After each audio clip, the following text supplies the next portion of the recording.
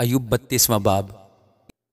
ان تینوں آدمیوں نے ایوب کو جواب دینا چھوڑ دیا، اس لیے کہ وہ اپنی نظر میں صادق تھا۔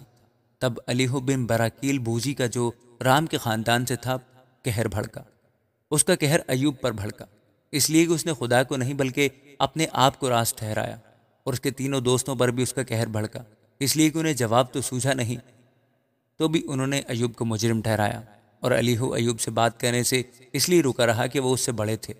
جب الیہو نے دیکھا کہ ان تینوں کے منہ میں جواب نہ رہا تو اس کا قہر بھڑک اٹھا، اور باراکیل بوزی کا بیٹا الیہو کہنے لگا، میں جوان ہوں اور تم بہت عمر رسیدہ ہو، اس لیے میں رکا رہا اور اپنی رائے دینے کی جرت نہ کی۔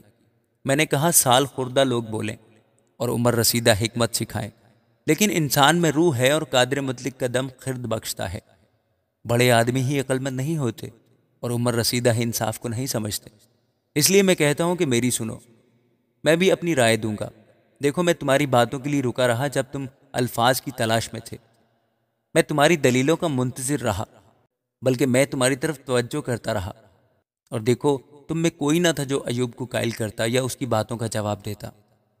خبردار، یہ نہ کہنا کہ ہم نے حکمت کو پا لیا ہے، خدا ہی اسے لاجواب کر سکتا ہے، نہ کہ انسان، کیونکہ نہ اس نے مجھے اپنی باتوں کا نشانہ بنایا، نہ میں تمہاری سی تقریروں سے اسے جواب دوں گا۔ وہ حیران ہیں، وہ اب جواب نہیں دیتے، ان کے پاس کہنے کو کوئی بات نہ رہی۔ اور کیا میں رکا رہوں؟ اس لیے کہ وہ بولتے نہیں، اس لیے کہ وہ چپ چاپ کھڑے ہیں اور اب جواب نہیں دیتے۔